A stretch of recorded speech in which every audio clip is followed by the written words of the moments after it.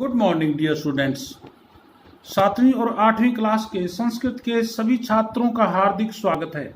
हम दोनों कक्षाओं के लिए साझा विषय संधि लेकर के चर्चा करने जा रहे हैं।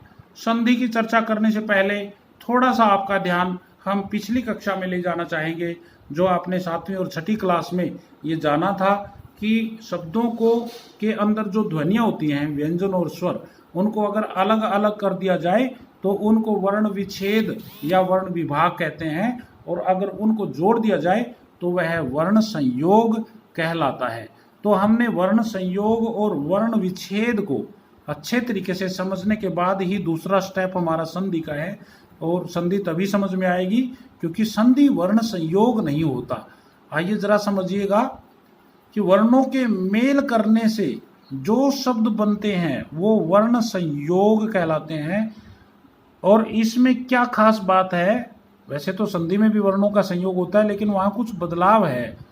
इसमें व्यंजनों के अंदर सिर्फ स्वर आकर के मिल जाते हैं और उन्हें पूरा कर देते हैं। यहाँ कोई परिवर्तन दिखाई नहीं देता, इसलिए इसका नाम वर्ण संयोग है। जबकि संधि जो होती है, संधि में वर्णों का मेल होने पर कुछ बदलाव आ जाता है और वो बदलाव दिखाई देता है। अब यहाँ पर देखो एग्जाम्पल के तौर पर, जैसे पंडितान उपासरयति, ये एक शब्द है, इसमें दो शब्द जुड़े हुए हैं, दो शब्द जो गुथे हुए हैं, अगर उनको अलग अलग करें तो पंडितान प्लस उपासरयति, यहाँ पर नु जो है उसको तोड़ दिया हमने, न हलंत कर दिया और उसमें से ऊ अलग कर दिया, उपासरयति अलग निकल गया। तो इन दोनों में यहाँ पर नु जो है वो वर्णों का संयोग है।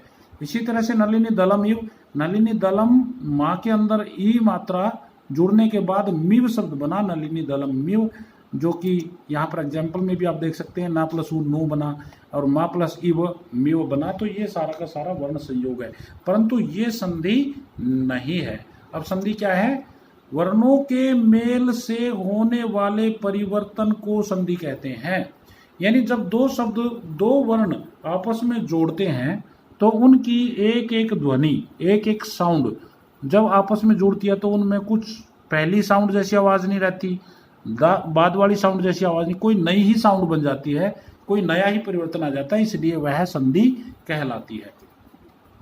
जैसे यहाँ पर आप देख सकते हैं अद्यैव, अद्य प्लस एव, दो शब्द हैं अद्य प्लस एव, ये द्य के अंदर अ की साउंड है और एव का ए है। जब ये दोनों शब्द आपस में, दोनों ध्वनि आपस में मिली तो ऐ की एक आवाज बदल गई जो आ और ए से भिन्न है।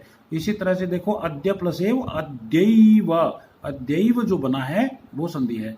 इसी तरह से आप देखें करोति प्लस एव, दो शब्द हैं, ये ती के अंदर ए जब जोड़ने लगे तो ता के अंदर बैठा हुआ ई जय में बदल गया, और ये करोत्येव आप देख सकते हैं, ये संधि है। इसी तरह से आप यहाँ यथा प्लस इष्ट, दो शब्द थे तो दोनों को जोड़ा तो आ और ई दोनों साउंड गायब होगी और इनके स्थान पे ए आ गई और ये बन गया यथेष्टम।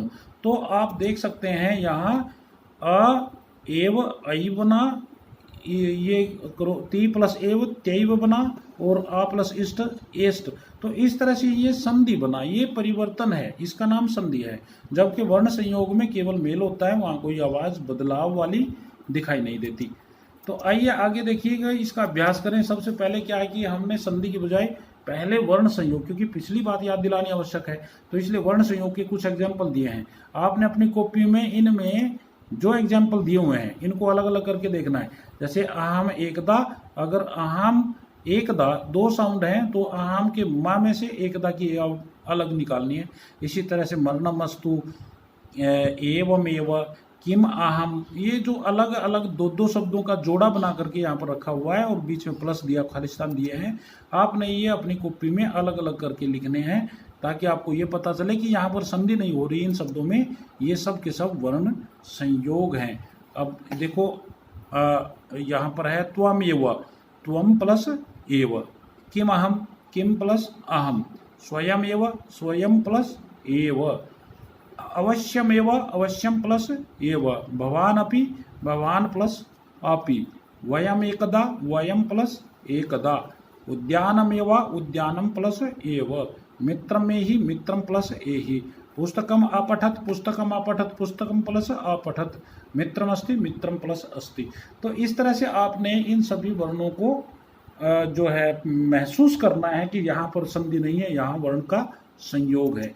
अब आइए ये कुछ और एग्जाम्पल हैं। जलम आनयति, जलमानयति, जलम प्लस आनयति, फलम एतत्, फलम प्लस एतत्, धनम अस्ति, धनम प्लस अस्ति, और कर्गदम अस्ति, कर्गदम प्लस अस्ति।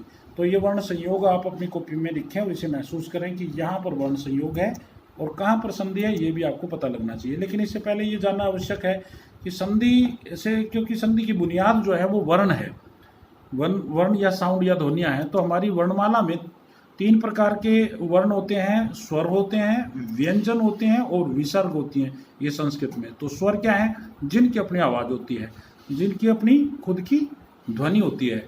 व्यंजन, इनकी अपनी आवाज़ नहीं होती, ये व्यंजनों जो हैं स्वरों पर आधारित होते हैं बोलने के लिए। इनको बोलना है तो हमें स्वरों की सहायता लेनी पड़ेगी। और विसर्ग जो है वो हा का जो में बोला जाता है और 2 बिंदी के तौर पर किसी भी शब्द के पीछे लिखी जाती है और इनकी भी अलग से संधियाँ होती हैं। तो इस तरह से स्वर, व्यंजन और विसर्ग 3 प्रकार की हमारी ध्वनि होती है। स्वर क्या है? जिनकी अपनी आवाज़ होती है। व्यंजन क्या है? जो स्वरों की सहायता से बोले जाते हैं। और विसर्ग जो है वो हा के तौर पर लिखे जाते हैं। स्वर के 3 भेद हैं, ह्रस्व स्वर, दीर्घ स्वर और प्लुत स्वर। ह्रस्व एक मात्रा जितना समय जिनके बोलने में, जिनके उच्चारण में कम से कम समय लगता है, उन्हें ह्रस्व स्वर कहते हैं। और ह्रस्व से दुगना समय लेने वाले सब जो ध्वनियाँ हैं वे दीर्घ कहलाएंगी। और इन तीनों, ह्रस्व और दीर्घ दोनों, इनसे भी ज़्यादा 3 गुना यानी अधिक समय लेने वाले जो स्वर होंगे उन्हें प्लुत स्वर कहेंगे। तो बाकी का जो कार्य है वो अगले अध्याय में होगा।